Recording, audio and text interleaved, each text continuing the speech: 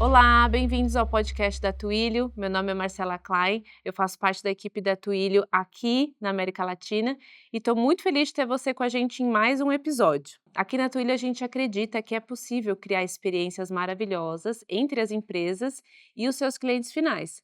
E tudo isso é possível com a nossa plataforma de engajamento ao cliente.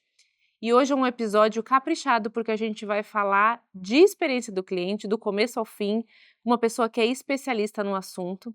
Então eu vou deixar que as nossas convidadas se apresentem hoje. Olá, eu sou Thaís Amati, eu sou executiva de vendas, cuido dos clientes da Twilio e eu promovo através da nossa tecnologia que os nossos clientes cheguem até seus clientes finais, promovendo as jornadas conversacionais incríveis e que eu espero que também sejam felizes. Gisele, seja bem-vinda. Obrigada, até porque cliente feliz dá lucro, né? Opa!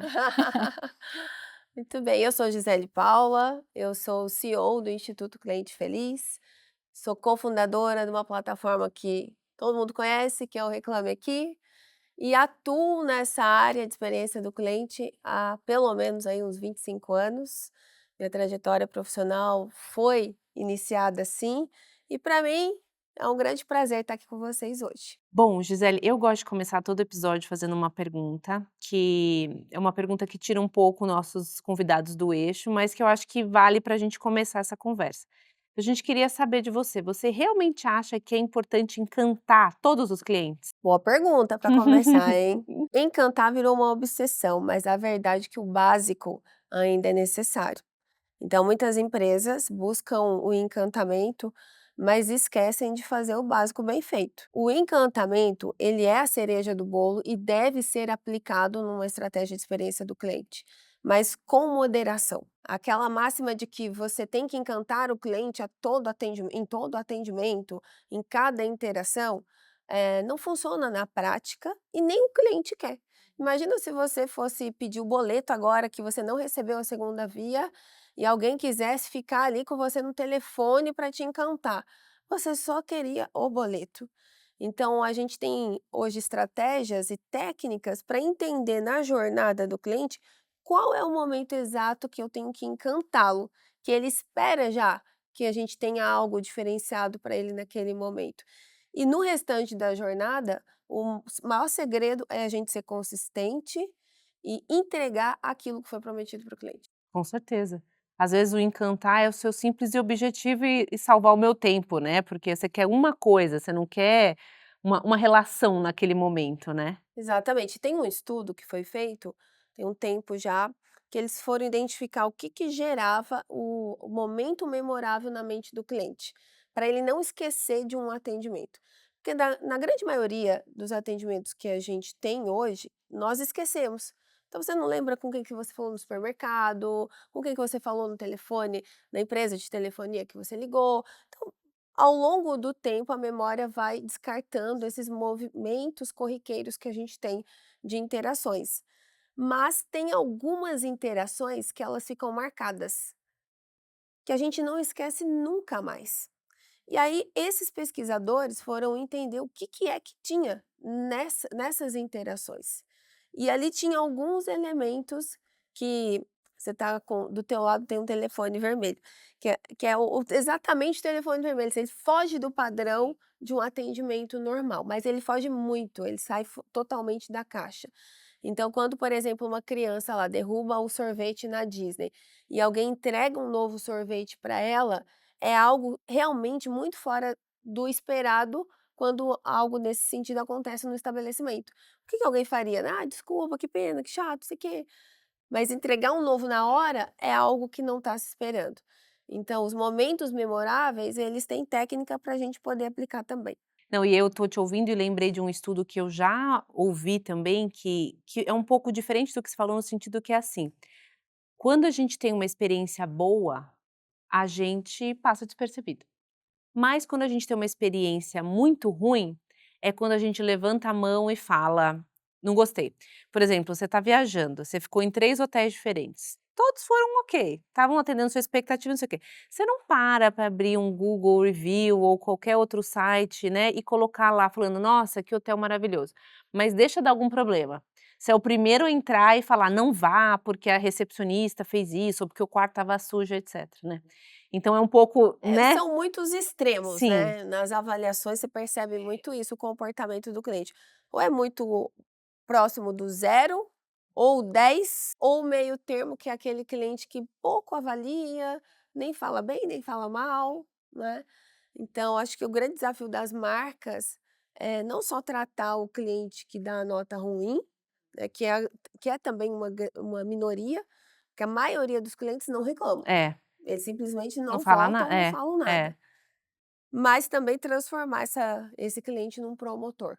Te ouvindo falar, eu penso também que esse cliente que está satisfeito, que ele está feliz ou que ele está no meio da régua, ele tem muita coisa rica para compartilhar e às vezes você só não está falando no formato correto ou no canal que ele espera, né? Quantos de nós dispersamos ali e falamos, eu não vou responder esse e-mail. Poxa, é muita informação, não estou confortável em fornecer. Então, pensar também como que eu faço de uma maneira simples, objetiva e obtenho aquilo que é importante para mim e que vai fazer diferença para ele também. Eu fico pensando sobre isso, sobre como que a gente chega até esse cliente na maneira correta. A voz do cliente, eu costumo dizer que ela está presente em tudo, em todos os momentos. A gente só precisa ter mais ouvido para captar. Então, o cliente está falando com o vendedor o tempo inteiro, o cliente está falando no call center o tempo inteiro, né? Ele está no estabelecimento, ele está conversando com alguém, ele está dando já o feedback dele indiretamente. Então, por exemplo, o McDonald's, eles fizeram uma reestruturação enorme quando eles começaram a botar ouvidos na voz que o cliente estava dizendo. Eles iam para as praças de alimentação, sentava do lado do cliente que estava comendo o McDonald's, para escutar do que eles falavam, qual era a conversa, o que eles faziam. Foi daí que surgiu, por exemplo, aquelas campanhas como a da McZice, em que a pessoa come a batata com o sorvete, Verde. né. Mas por que isso? Porque eles foram na praça de É. alimentação ver como as pessoas tinham um comportamento. Então nem sempre a voz do cliente é só perguntando para ele, não é? E muitas dessas falas dos clientes vão sendo jogadas ao vento, que a empresa não está atenta a ouvir. É. E aí o cliente oculto, que é uma prática simples, é o simples que Simples. poderia ser bem feito, né? É. Lá no instituto nós fazemos cliente oculto para as marcas, e é impressionante os resultados que a gente tem. O pessoal fala: "Não, a gente também já faz aqui cliente oculto, pode fazer e tal, mas acho que a gente não vai ter muitas novidades". Quando a gente traz o relatório com as novidades, eles falam assim: "O quê? Está acontecendo É, isso? né. Ninguém está sabendo". Eu me lembro de um caso que nós fizemos a compra de um produto no e-commerce, depois cancelamos, fizemos a logística reversa, né, porque você Pra testa ver, né. todos os Aham. movimentos. O produto nunca chegou na fábrica, nunca chegou na fábrica. Então, o pessoal fala: "Não, só pode ter sido porque era da É, consultoria, né", exato, aquela é coisa. exceção, né. É, mas quando você faz esse caminho do cliente, você encontra muitas surpresas. Bom, a gente já começou bem falando de bastante coisa importante, mas a gente ainda não contou quem é Gisele, qual o histórico profissional, então conta um pouquinho dessa sua, né, desses seus anos de experiência dentro do mercado. A minha missão de vida, assim, foi trabalhar ouvindo pessoas, né, então, eu comecei atendendo clientes numa empresa chamada De Pascoal, e na De Pascoal eu comecei num canal que se chamava Fale com o Presidente. E esse Fale com o Presidente chegava as reclamações para o presidente e chegava para mim. E eu comecei a atender os clientes ali e entender que quanto melhor eu atendia, mais felizes eles ficavam, me elogiavam para o meu chefe, e eu fui crescendo, gostando daquilo. Então, acabei, deslanchando a minha carreira na área de atendimento ao cliente, depois fui para a área de marketing, me aprofundei muito em comportamento do consumidor no marketing. Me lembro quando eu assumi a cadeira do marketing na empresa, o CEO falou para mim assim: "A sua missão, sua primeira meta é fazer com que o cancelamento de clientes diminua". Eu falei: "Mas eu queria fazer marketing". Ele falou: "Mas isso é marketing, É o marketing ao é reverso, um né. marketing diferente". É. Já era o início ali de uma experiência do cliente, né. E assim foi, eu fui CLT por 13 anos, depois de 13 anos o bichinho do empreendedorismo me picou e aí eu tive que pedir demissão e empreender. Fui empreender com o Reclame Aqui, uma plataforma que se tornou a maior plataforma de relações de consumo da América Latina. Fiquei à frente dessa plataforma por 10 anos. E depois na segunda rodada de investimento, eu fiz a venda das minhas ações. Eu falei: "Agora eu vou fazer um ano sabático", né.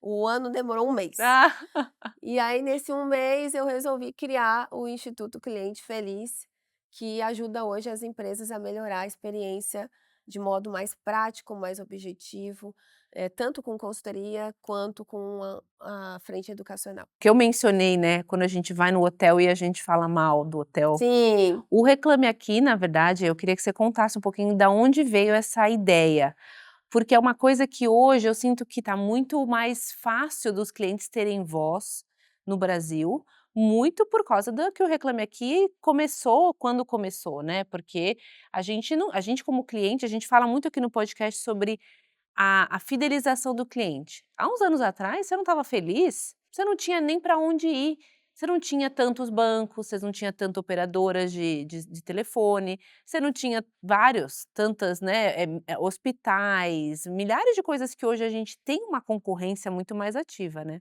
E hoje a gente consegue falar: "Não gostei, fui, né, não atendeu minhas expectativas", porque a gente tem plataformas como o Reclame Aqui para dar voz para o cliente, literalmente, e hoje as empresas param e prestam atenção e tentam resolver esses casos, né. Então, assim, para mim é uma grande revolução para o cliente final, né, vocês estavam realmente ajudando a dar voz.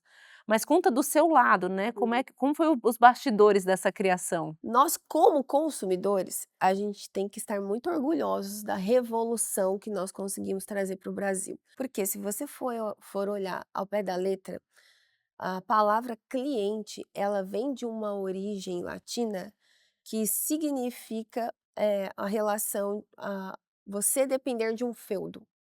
Então, o cliente é dependente de uma empresa.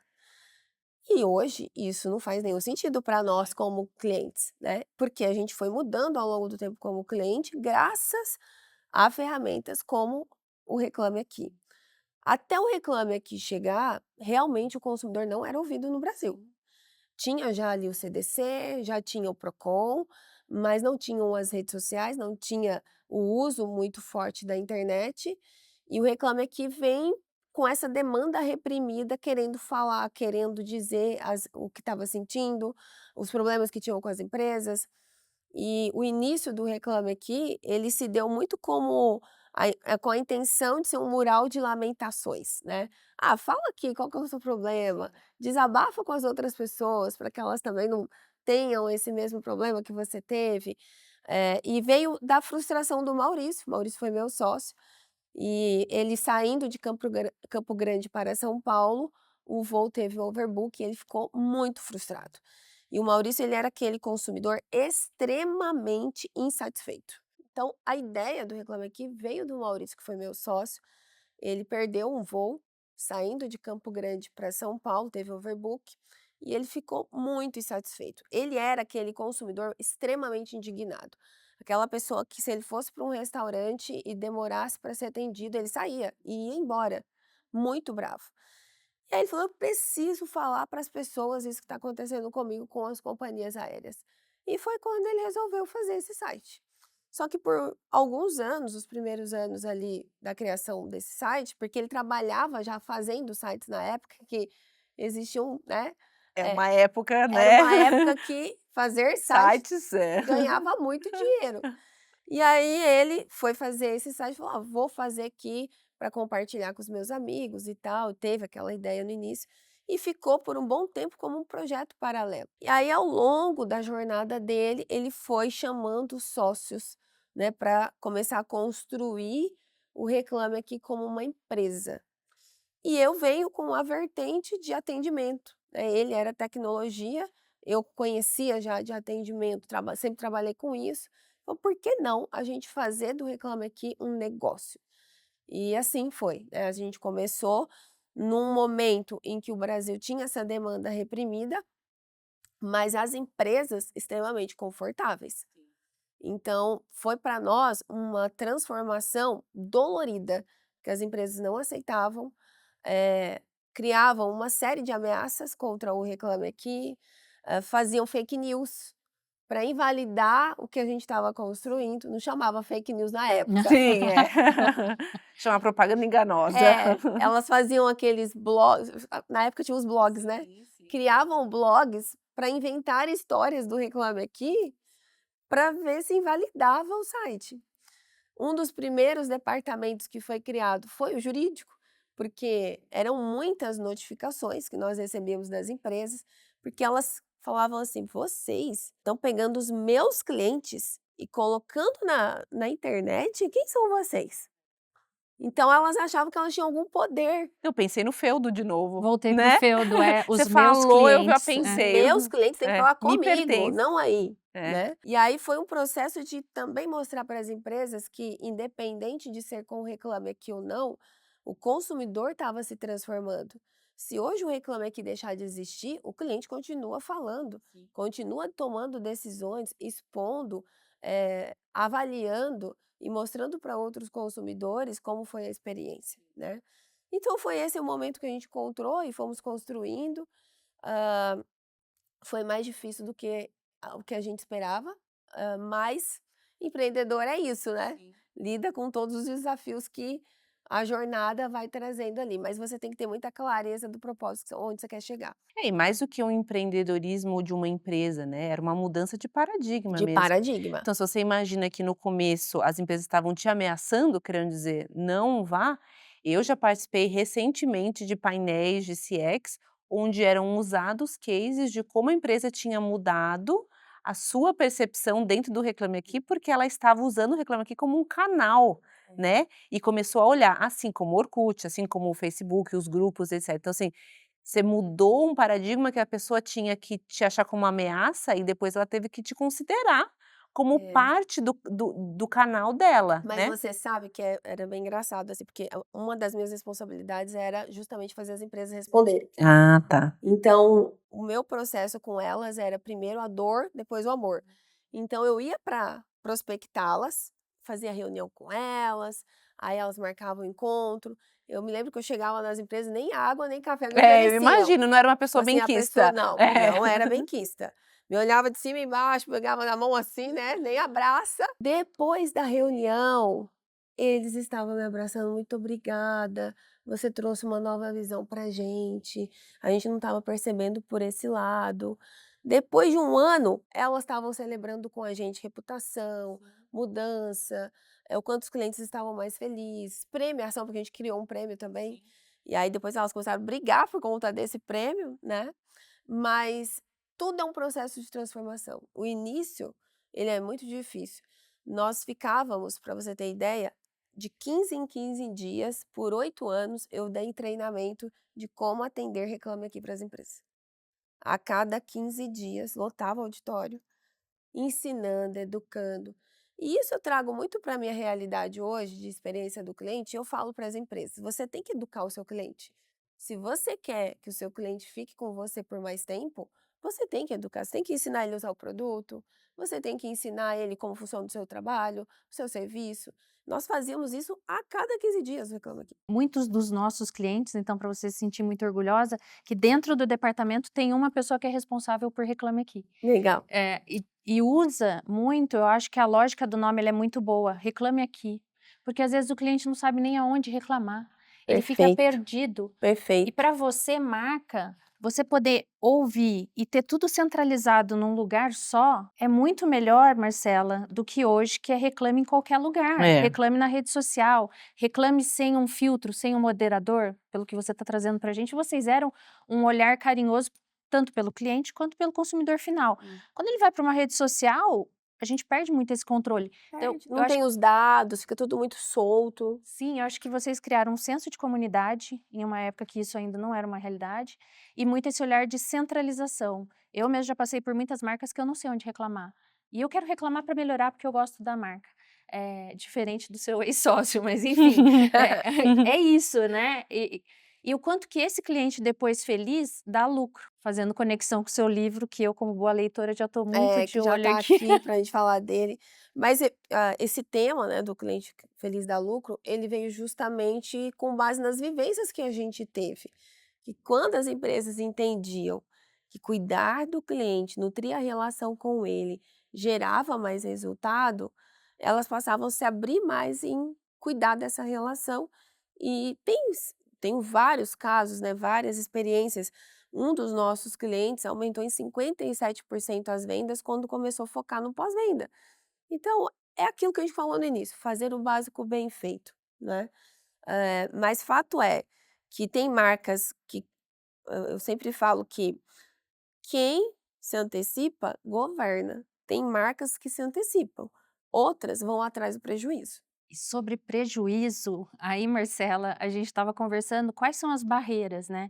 Porque todo mundo quer, todo mundo tem muita energia para fazer essa movimentação, mas enrosca em alguma coisa. A sensação que eu tenho, às vezes, atendendo alguns clientes, é que existem barreiras, sejam internas, externas ou às vezes de liderança, que fazem que esse processo fique lento, moroso, e que às vezes a marca é bem intencionada, mas uma fez primeiro e passou na frente e perdeu a oportunidade de trazer lucro. Tudo isso fica circulando na minha cabeça, se você puder trazer para a gente também, baseado na sua experiência. Olha, eu vou falar com base no que eu já vivi e a minha experiência, mas eu não vejo outra palavra para dizer qual é a razão disso, que não seja a cultura do cliente. Porque você pega, por exemplo, uma empresa como a Amazon. A Amazon, 1 ano e meio antes de entrar no Brasil, eles me mandaram uma mensagem falando assim: "Olha, a gente está vendo aqui que vocês têm um site aí no Brasil que chama Reclame Aqui, e a gente não entende muito bem o que que é, mas a gente só sabe que a gente não está bem nele. E nós precisamos melhorar antes de Entrar. entrar no Brasil." 1 ano e meio antes de entrar. Então, uma empresa que ela não estava com a meta só de vendas, ela estava com uma meta de entrar fazendo certo, cuidando da reputação. Por quê? A obsessão da Amazon é pelo cliente, né, tá lá, o quarto valor da Amazon é esse. Então a empresa, quando ela coloca o cliente de verdade no centro, ela passa a tomar decisões permeando a satisfação do cliente. E isso torna os processos mais rápidos ou não. Então eu me deparo hoje também com muitas empresas que os processos são lentos. Certa vez uma empresa nos contratou e aí tinha que fazer toda a estruturação da parte de reputação, canais críticos. Uma empresa, gente, incrível, maravilhosa, as pessoas amam trabalhar lá, ficam 10, 15, 20 anos trabalhando lá dentro. Só que quando a gente foi para dentro da operação, a coisa não ia. Muito lento, muito demorado. "Não, semana que vem a gente vê." "Não, vamos ver hoje." "Não, semana que vem, depois, quem sabe." "Não, não briga com fulano não. Não, deixa que a gente Não fala com mexe, é. fulano." E isso foi incomodando o meu time, porque a gente que tá de fora, a gente quer ver o resultado. Sim. Aí o time chegou pra mim e falou assim: "Gisele, não tá indo, a gente tem que fazer alguma coisa." Aí eu vou lá na alta liderança, né. Marco uma conversa: "Olha, não tá indo no ritmo, tem potencial para ter um ritmo mais acelerado e não tá indo. Você nos dá carta branca para a gente poder fazer a coisa rodar?" E aí ele vira para mim e fala assim: "Gisele, sabe o que acontece aqui? A gente tem uma pesquisa de clima e se a gente apertar demais as áreas, elas vão avaliar a gente mal na pesquisa de clima, não vai ficar legal para nossa área. Eu sei que vocês querem acelerar, mas vai ter que ser devagar. Acelerar devagar. Vai ter que ser devagar, no tempo da área." Você tá entendendo? Tem muitas coisas dentro da empresa que estão muito longe de estar com foco no cliente, especialmente o ego das pessoas, as metas, né. O cliente, ele vê a empresa como um todo, mas a empresa se vê em caixinhas. E as caixinhas impedem a gente de entregar uma boa experiência, porque fica uma caixinha competindo com a outra. Ao longo da sua trajetória, você já deve ter visto muitas empresas com esses perfis, que ficavam ali brigando entre si, as áreas, né, os silos, e esqueceram de quem era o principal foco, né, que é o cliente. Completamente. E você testemunhou esse declínio também, se você puder trazer. A gente já teve um caso de uma empresa que nós tínhamos que trabalhar a cultura do cliente por 1 ano. Pô, você fala 1 ano, né, tranquilo. Só que quando a gente começou, a gente começa de cima para baixo, então a gente pega a camada da alta liderança, começa a fazer um trabalho de comportamento, para eles introjetarem essa meta, essa visão do cliente. Tem um dos workshops que a gente faz que se chama, Como Nós Queremos Ser Percebidos pelos Clientes. Aí a gente coloca a alta liderança para construir isso e desenhar como a empresa quer ser percebida pelo cliente. Ah, então a gente quer ser percebida assim? Então agora essa desencadeia daqui as metas. E aí começamos esse trabalho com as lideranças e tinha liderança que não conversava com a outra. A gente falou: "Bom, não tem como dar sequência nisso aqui, construir algo em conjunto, tendo esses impasses". A gente teve que pausar, trazer um especialista de empatia, nós temos no nosso time de associados, para fazer um trabalho de uma liderança começar a conversar com a outra, Entre pessoas, né. entre pessoas. É. Só depois que a gente arrumou essa parte da casa, que a gente conseguiu avançar com os próximos passos. Você comentou que saiu do Reclame Aqui, ia ficar um ano de sabático, ficou um mês e já começou um novo projeto. Então explica um pouquinho pra gente, pra quem não conhece, né, um pouco mais do Instituto Cliente Feliz. Bom, o instituto, inclusive, é parceiro, né, da Twilio.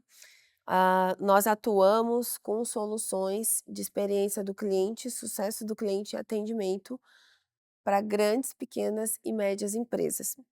Nas grandes empresas, a gente atua implementando. Então, clientes como o Grupo Pão de Açúcar, Unimed, Grupo Dasa, outras empresas que nos acionam, a gente entra com um projeto de implementação de CX, de CS, de atendimento. E temos a frente educacional. Na frente educacional, a gente tem uma plataforma com todo o arsenal de conhecimento para um profissional se desenvolver nessas 3 vertentes: CX, CS e atendimento. As empresas pagam uma assinatura para ter acesso a esses conteúdos, e ali a gente vai acompanhando a equipe por 12 meses. Porque a gente também não acredita muito no formato de treinamento pontual. "Ah, vem cá dar um treinamento para minha equipe". Só o treinamento não se sustenta, né. É muito comum as empresas nos chamarem para dar palestras. A palestra, normalmente, é a porta de entrada para a gente conduzir ali um programa. Então, dá um banho de loja e depois começa o processo de desenvolvimento mesmo.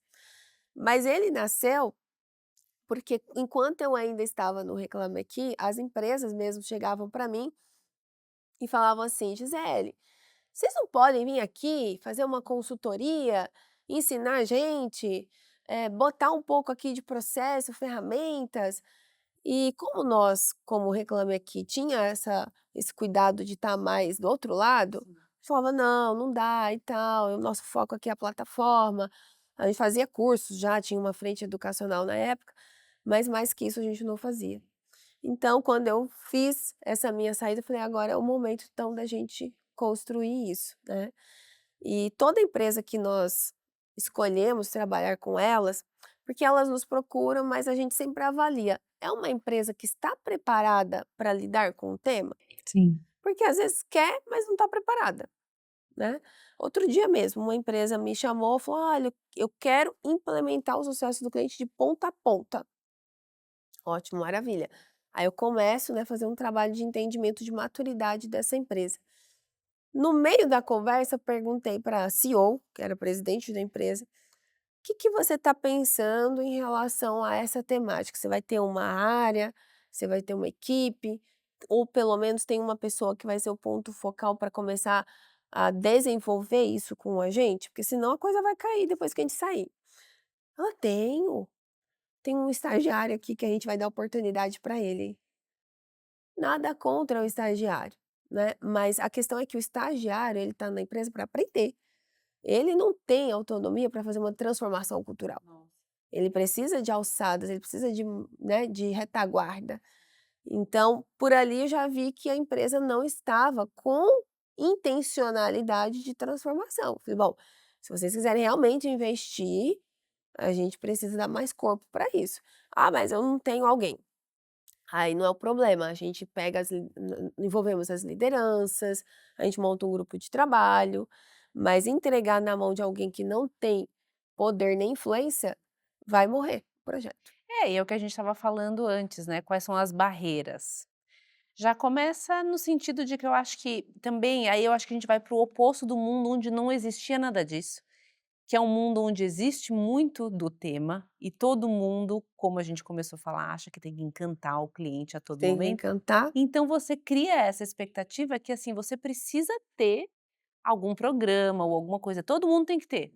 Só que o querer ter e o realmente conseguir ter e colocar prioridade, né, eu até imagino engajar com, né, com o instituto e investir nisso, e aí depois vocês saem, o negócio cai, porque não tem ninguém que fez. Exato, Qual foi o impacto real, né. Então, exato. assim, até para o seu trabalho É, para nós não é viável. prosperar exatamente, porque para daqui um ano ela falar: "Bom, eles vieram aqui, foi ótimo, mas depois foram embora", mas, né, qual é a dedicação de dentro da empresa? Porque é um trabalho contínuo, É um né. trabalho Não é contínuo. uma coisa que você vai, você pinta o sofá e vai embora, É. né. E às vezes são movimentos pequenos que a alta liderança faz, mas que influencia todo mundo. Tem mais ou menos umas 2 semanas que nós fizemos um workshop desse de como nós queremos ser percebidos com uma grande rede. E aí veio o CEO e vieram todos os diretores participar desse encontro. Então é uma das primeiras etapas que a gente faz dentro da empresa. 5 minutinhos antes do encontro começar, eu ficaria uma tarde com eles. Eu chamei o CEO numa sala reservada e falei para ele assim: "Olha, eu preciso do seu endosso. Eu preciso que você apoie, que você movimente os outros diretores que não estão 100% ainda acreditados na experiência do cliente, de que isso aqui agora vai ser importante para a empresa". Ele: "Não, Gisele, isso aqui já na empresa já acontece faz tempo, fulana já cuida disso já, tá tudo certo, a gente já é centrado no cliente". Falei: "Então, mas não é mais a fulana, agora são todos os líderes, você e todos os gestores. Se não for dessa forma, a gente vai ter mais tempo, vai ser mais doloroso fazer esse processo". E aí o CEO entendeu rapidamente, né, ele falou: "Entendi o que você está me falando, deixa comigo".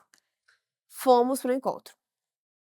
Na hora que ele sentou no encontro, chegaram os diretores, aí um dos diretores sentou e falou assim: "Gente, eu vou ter que sair no meio do encontro, que eu tenho uma reunião importante, mas eu vou lá, faço a reunião rapidinho e volto". Na hora o CEO virou e falou assim: "Reunião?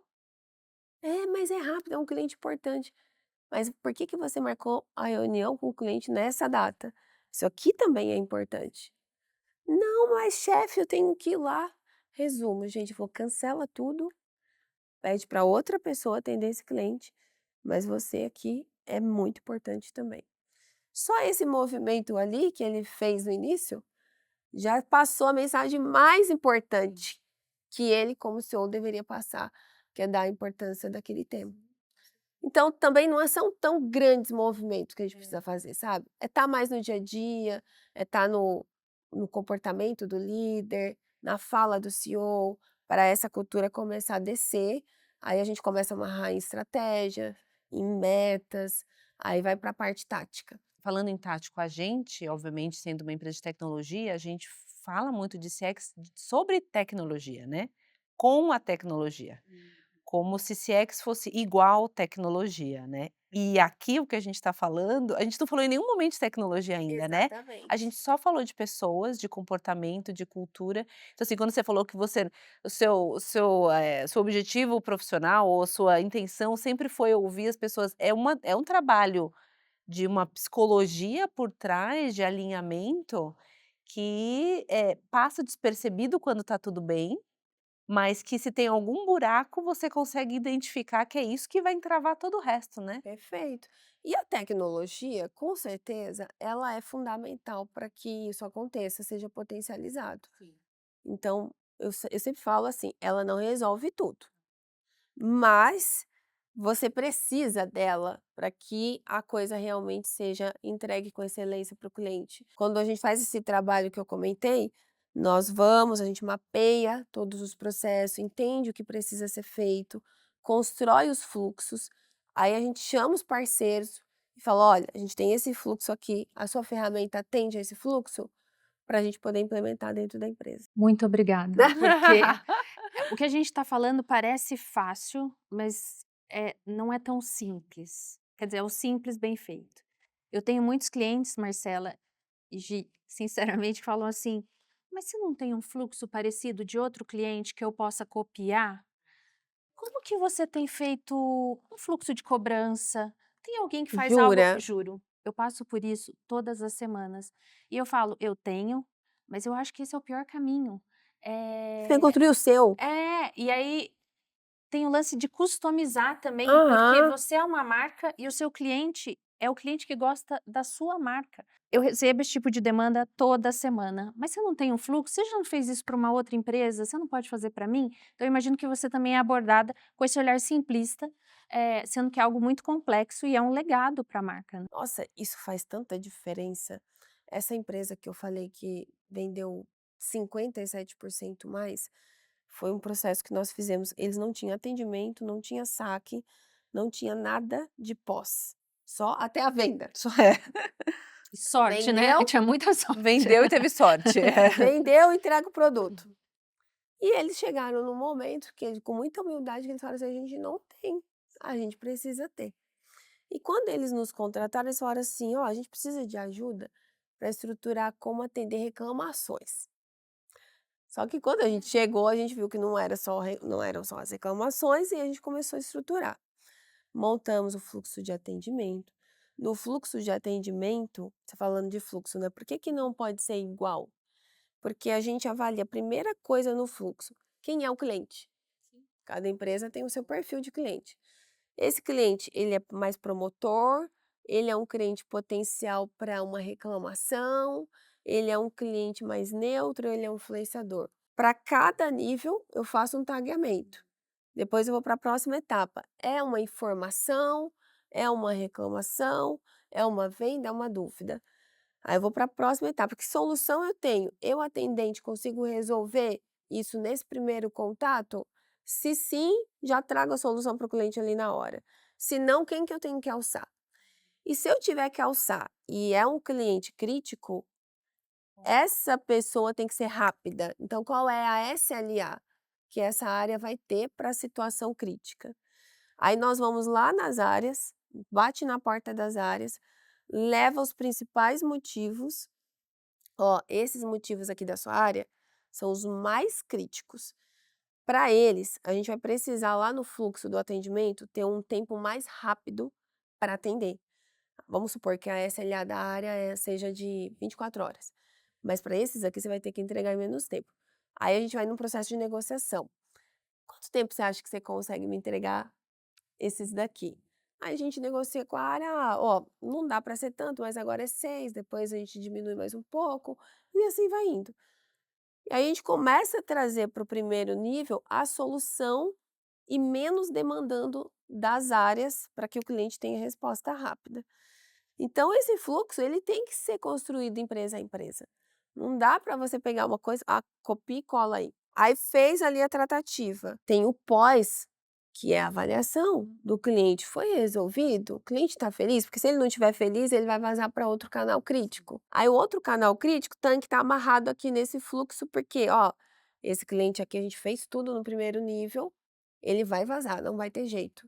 A outra área já age em cima desse cliente, vamos supor que seja uma ouvidoria. É o que a gente chama de ouvidoria proativa. O cliente desligou lá no primeiro nível, insatisfeito, eu já emito um sinal de alerta para a ouvidoria para acionar esse cliente antes dele fazer a reclamação.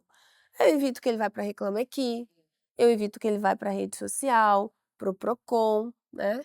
E custa muito menos para a empresa também. Mas também tem aquela categoria de cliente, às vezes dentro dos clientes que eu possuo, a gente vê isso muito no sistema financeiro ou nas companhias aéreas, então você tem uma pessoa que tem um nível de serviço melhor que outro, O cliente mais premium. um premium, muito associado também a Gold, Black. Aham. A gente também tem que olhar para ele, porque Também tem que ele olhar, é perfeito. o que mais investe na minha marca. Se eu perder, eu vou perder um ticket recorrente, aí já pensando não só em sair do prejuízo, mas também em garantir receita, né. Perfeito. Não, por isso que o copiar colar É, exatamente. Esse não cliente funciona. diferenciado, 80/20, como que eu crio uma esteira diferente para ele? Um dos nossos clientes, a gente criou um clube de fidelidade, baseado em recomendação. Então a gente pegou os clientes que davam nota 9 e 10, eles já estão mais propensos a recomendar. Só que a gente queria dar um estímulo a mais para ele recomendar mais ainda e gerar leads para a área de vendas. Então nós fizemos um programa, mas nesse meio tempo do programa, nós fomos até a casa dos clientes perguntar para eles o que que fazia sentido para eles. Fizemos uma entrevista e perguntamos o que que seria interessante, o que que o estimularia a indicar mais clientes, já que ele estava insatisfeito. O que que ele gostaria de ter em troca? E ele falou assim: "Olha, eu não quero bônus, desconto, nada disso. Se vocês tiverem só pelo menos um atendimento prioritário, um atendimento mais rápido quando eu precisar, para mim já está de bom tamanho". O telefone vermelho da Marcela. É, Telefone vermelho. é. Não, e eu tô ouvindo vocês conversando e tô pensando em 2 coisas. Primeiro, os dados, porque é isso, né, alguém tem que colocar alguma informação num sistema falando: "Esse é o problema, Esse é o problema. Aham. e essa foi o que não deu para fazer, ou o que deu para fazer", e ela tem que colocar algum input de alerta para o próximo nível, né. E aí eu pensei também em outro tema que a gente fala muito, que é a personalização. E a gente pensa muito na personalização no pré-venda ou na venda, né, no sentido que assim: "Bom, Verdade. vamos lá, você tem que saber O seu o o ICP, que que eu gosto, o que eu que não gosto, gosta. qual páginas, né, no mundo dos cookies, que página que eu ia, que página que eu não ia, onde eu costumo comprar, se eu compro numa Amazon, que você citou a Amazon, o que que eu normalmente eu compro para me recomendar o próximo". Tem toda essa questão da personalização no começo. Mas a gente está falando de uma personalização do problema, né, no final das contas, no meio que no pós-venda ou quando dá um problema. Então a minha pergunta é simplista e humilde, eu quero saber a opinião. Existe um cuidado dessa personalização no pós-venda, desse jeito que você está me falando? Ou seja, quando eu ligo, a marca vai saber desse meu histórico negativo nesse meu relacionamento com eles? Porque a sensação do cliente é que não sabem muito, né. É, o cliente está sentindo certo, É, no bom, caso, é. porque a grande maioria não tem. E aí a gente empaca aí numa questão de tecnologia, porque a grande maioria tem dados fragmentados dos clientes, né. Então, atende um cliente na rede social por uma ferramenta, atende reclamação em outra ferramenta, atende o convencional em outra ferramenta e não junta tudo isso num lugar só. São os chamados tela única, que poucas empresas conseguiram implementar, né. Isso facilita muito para quem atende, porque no fim das contas, gente, quem está atendendo não tem nada a ver com isso, porque ele está lá, ele tem que consultar quantas telas para saber que, Histórico, né. poxa, que fulano já falou em X canais. Tem que trazer para ele já essa informação, né. Então quem faz isso, poxa, tem ganhos muito interessantes, porque o atendimento é mais rápido, a qualidade muito maior, né. Você já consegue saber se o cliente passou por quais canais, facilitar a vida dele, reduzir esforço. Mas eu confesso para você que a gente ainda está patinando nesse assunto aqui. Aqui na Twilio a gente tem alguns cases de clientes que têm essa iniciativa de tela única, de que tem o histórico, que anota e que isso realmente resolve muito, né. É, né? Ou seja, é possível, mas é um investimento de mentalidade, de prioridade, de que isso é uma Prioridade. prioridade, né. E no final das contas, quando a gente pensa nesse a gente teve alguns episódios mais no começo do ano que a gente falava um pouco de futuro, né.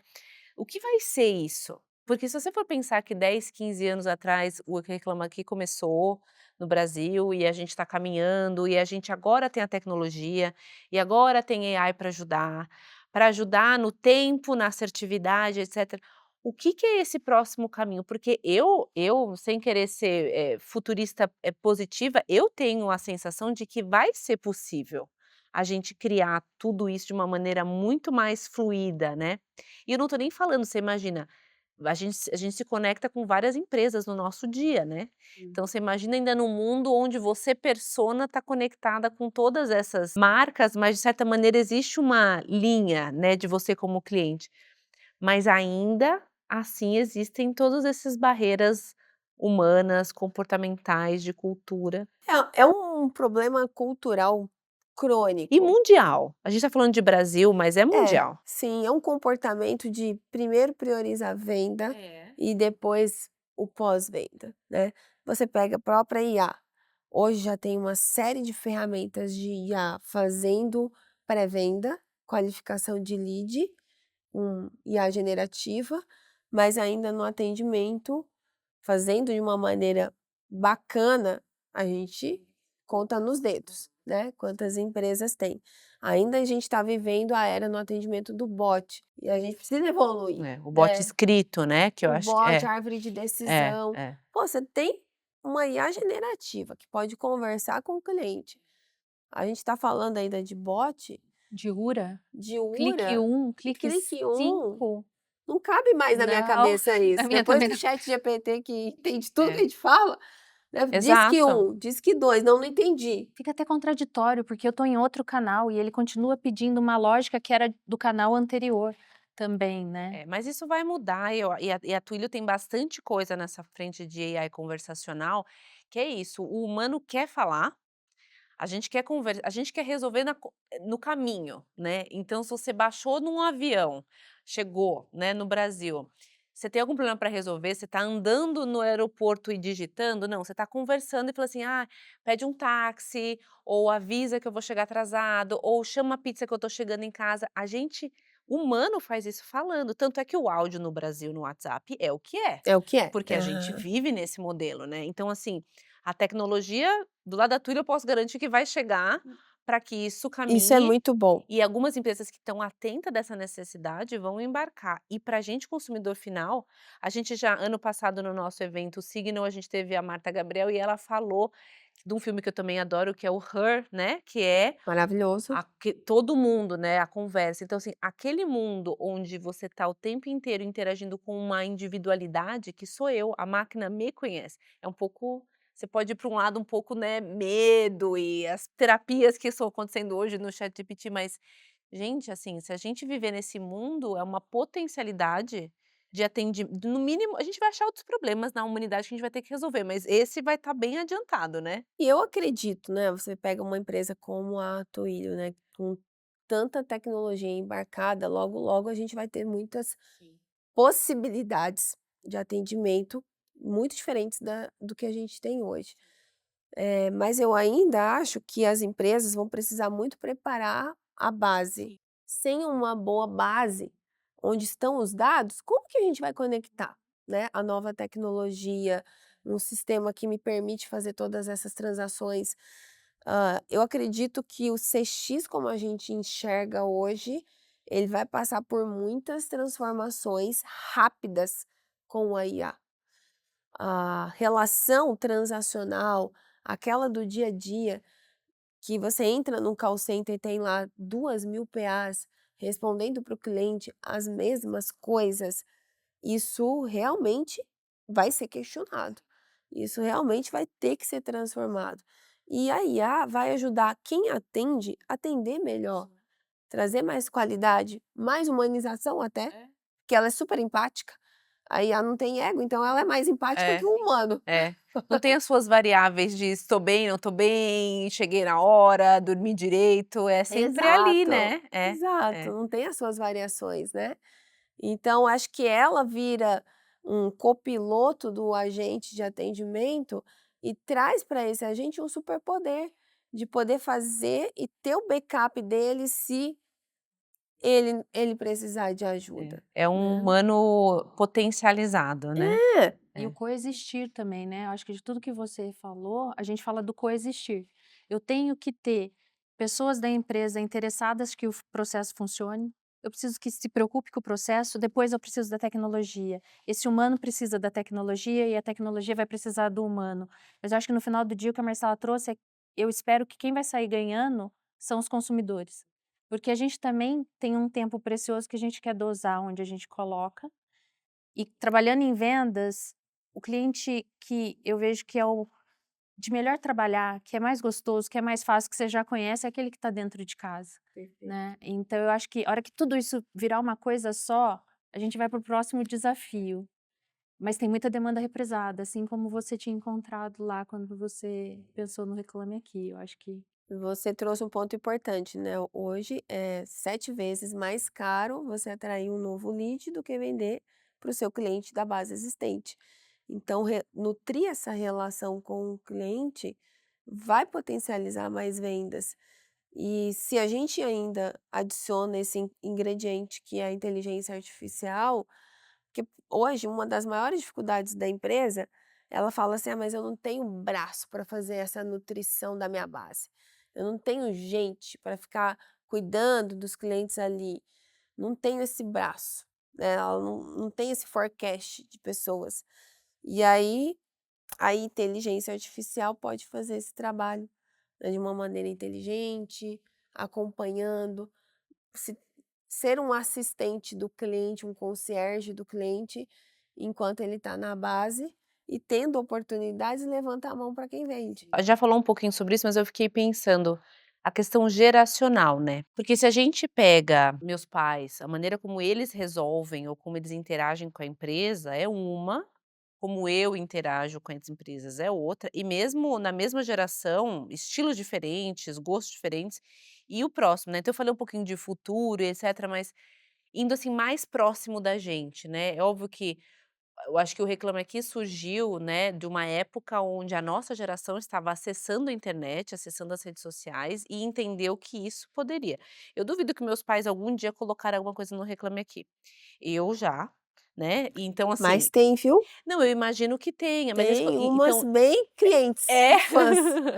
Mas é isso que eu queria ouvir de você, eu acho assim, é uma evolução, né, eu É acho uma que evolução das eu gerações, acho que sem os dúvida nossos alguma. pais tinham essa coisa do Procon, lembra quando a gente era mais Tinha. adolescente? Eu lembro dos meus pais brigando na bancada de uma loja, falando: "Pega aí o seu Procon, vamos abrir aqui, vamos ver quais são os meus direitos de querer devolver uma peça ou alguma coisa".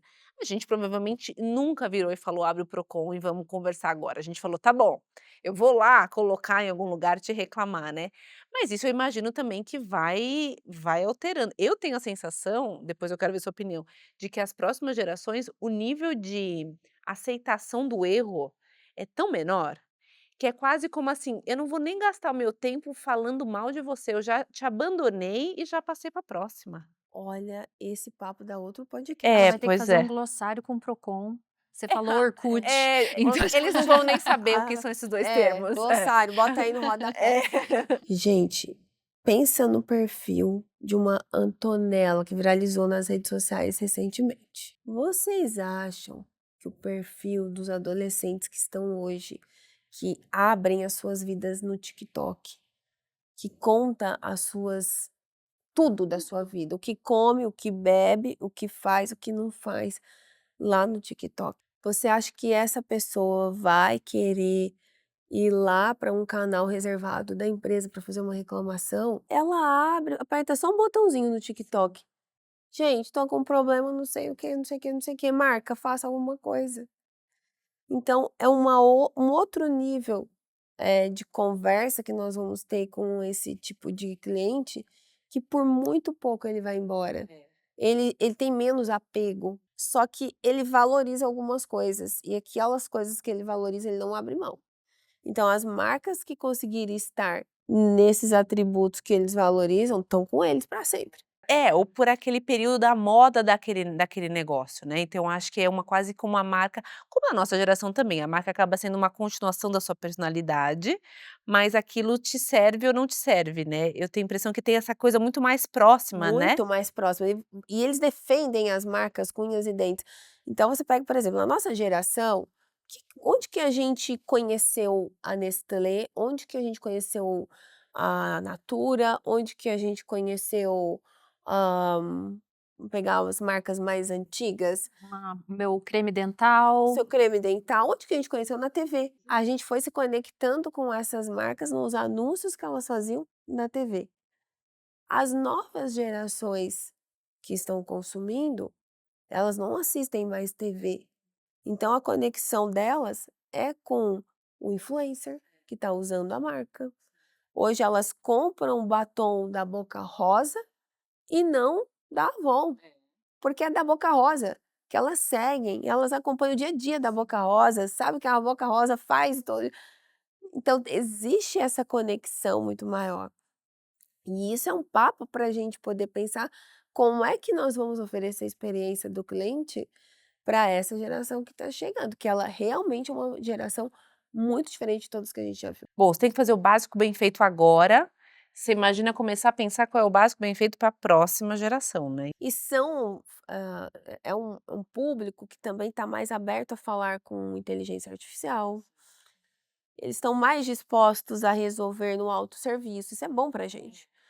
Porque as nossas gerações passadas, elas tinham mais o hábito do telefone, do humano, de ir lá na loja, de conversar no balcão, e esse pessoal que está chegando, se tiver um lugar onde que ele já entra e faz, mais fácil para eles, não precisa interagir com ninguém.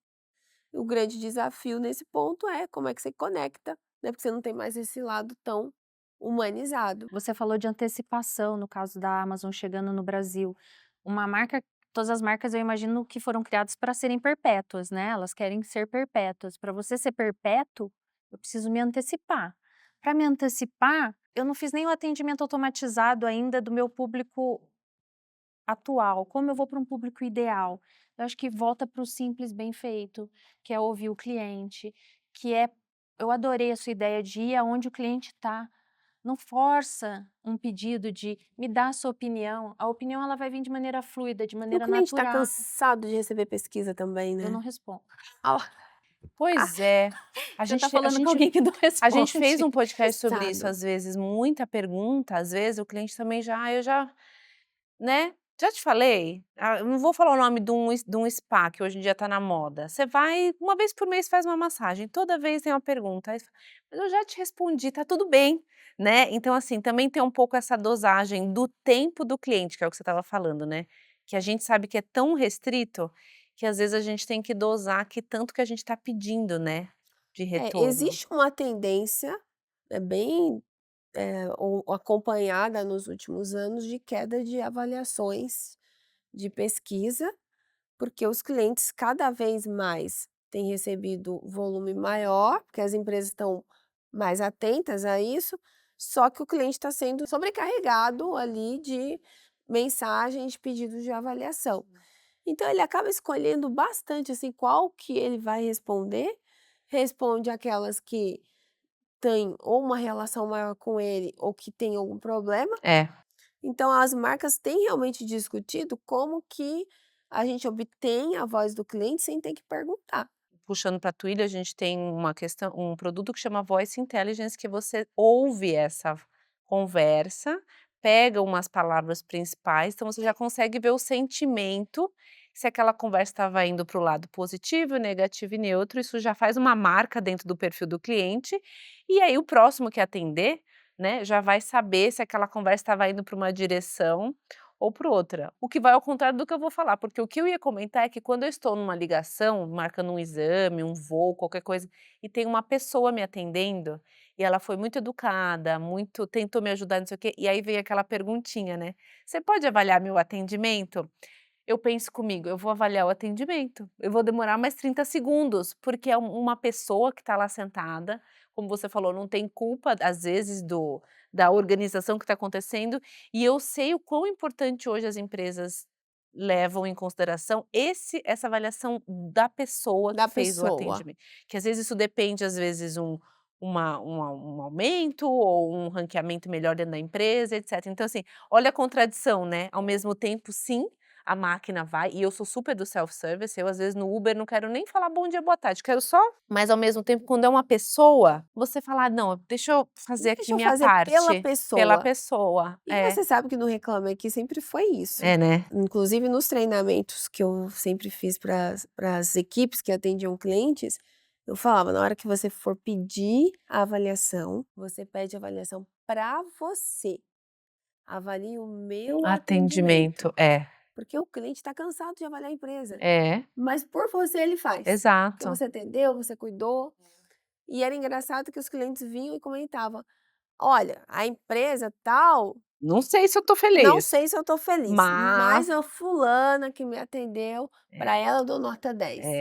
É isso mesmo, é o diferencial, né, de É, realmente se sentir conectado com as pessoas, né. é. E esse eu acho que o lado que a IA não vai substituir, Sim, e que a gente tem que preservar esse lado para o humano. Então, situações especiais, o humano fazer o contato com o cliente, e a IA fazer o corriqueiro. Falando da nossa parceria da Twilio com o Instituto Cliente Feliz, a gente esteve junto no evento que vocês fizeram, Cidei. C-Day, de CX Day, de 2025. Conta um pouquinho o que foi o evento, da onde veio e mais do que isso, assim, aprendizados, né, eu acho que colocar todo mundo num lugar para falar de CX tem um poder muito grande, né, então conta pra gente como é que foi, assim, essa experiência. Olha, o Cidei, ele nasceu no ano passado, então esse ano foi a segunda edição. Nós dobramos o público na segunda edição e no próximo ano nós queremos dobrar novamente. E com qual objetivo? Sair da bolha do CX. O que eu falo de bolha do CX? A gente fica sempre com os mesmos discursos, com os mesmos grupos e com um grupo estreito de empresas falando sobre a experiência do cliente. Normalmente isso trafega nas grandes empresas, só que o Brasil é feito do pequeno e do médio, que está totalmente desassistido em relação à experiência do cliente. Então a gente quis trazer temáticas que conversasse não só com a grande empresa, mas também com aquela empresa que está crescendo, tem um faturamento gigante já, mas que não está no rol das big companies, entendeu? Então, você percebe que nas temáticas ali da curadoria que a gente trouxe, são temáticas que traz o pilar de marketing, o pilar de vendas. A gente trouxe, por exemplo, o Ricardo Nunes, que era da Ricardo Eletro, para falar de vendas. O que vendas tem a ver com o CX? Tudo, Né. porque uma coisa está conectada com a outra. Marketing, né?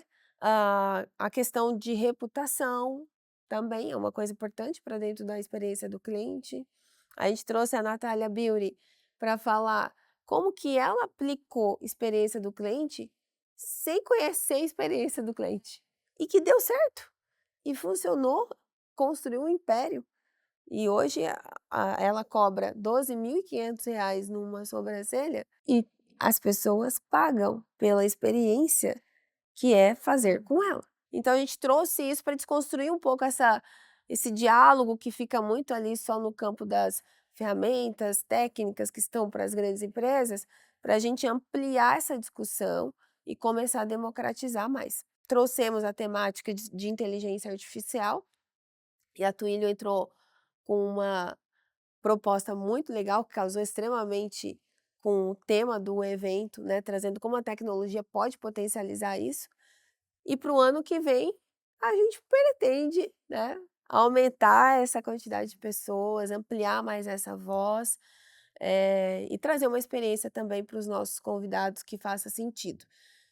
Eu sempre tenho uma preocupação de que a pessoa que vai ali, ela leve alguma coisa para amanhã ela aplicar. Não é só ouvir, não é só ter palco, e sim ser coisas práticas que amanhã ela consiga fazer. Para quem ficou até aqui ou escutando a gente, podem ir no Instituto Cliente Feliz e fazer todo o processo também de educação, mas eu acho que só essa 1 hora de podcast já deu muitos Que insights bom, para fico muita gente. feliz. Muito obrigada por ter Obrigada. vindo, pelo seu tempo, por compartilhar tanto conhecimento. E você também, Thaís, obrigada pelos insights, nada como ter alguém que está também falando com No os front com clientes. clientes, Cuidando dos Exatamente. né. clientes felizes, sim. A gente precisa conversar, viu, Vai ser um Thaís? prazer. Que eu E posso te ajudar e você me ajudar. Combinado. E o livro, né, que eu acho que também é legal de você contar o nome do livro. Quer mostrar o livro pra Sim. gente também Ó, ver aqui, olha, depois? Cliente Feliz dá lucro. Tem um prefácio aqui, né, da Luiza Helena Trajano, que para mim é uma grande referência como mulher empreendedora e que também valoriza demais a questão do cliente. E aqui são 22 capítulos. Em cada capítulo, eu trago uma temática de experiência do cliente, falo de cultura, falo de esforço do cliente, falo de atendimento, falo do colaborador, da experiência do colaborador. A gente não tocou nesse assunto aqui, mas Também é um cuidar outro do colaborador é fundamental, né, para que você tenha uma boa experiência. E no final a gente deixou aqui um checklist do que a pessoa precisa implementar na empresa dela para ter o cliente feliz. Então, para quem quiser, né, adquirir o livro, tá em qualquer livraria, a Amazon é bem fácil de comprar, então. E em breve vem o novo. Olha que bom! E o segundo livro a gente vai falar sobre o sucesso do cliente, que é um tema também extremamente importante nos dias de hoje. Então muito obrigada, foi um prazer aprender com você, viu. A gente continua essa conversa aí Eu de que Twilio, agradeço pelo mas vocês convite, agradeço aqui a vocês pela parceria, pela confiança também no nosso trabalho, da gente ter realizado ali o momento do CIDE em conjunto, que essa seja uma das iniciativas para a gente transformar a experiência do cliente no Brasil, que eu acho que é a missão que nós temos em conjunto, né, de criar novas realidades, que o cliente possa ser melhor atendido, que não seja com tanto sofrimento, né, pode Sim. ser mais fácil. O seu checklist deve ajudar muita gente. Eu acho que o Ah, pessoal tem que ler esse primeiro. tem. Bom, então esse foi o nosso episódio de hoje, muito especial com a Gisele, falando de tudo e mais um pouco de Customer Experience. Espero que vocês tenham gostado e a gente se vê no próximo episódio.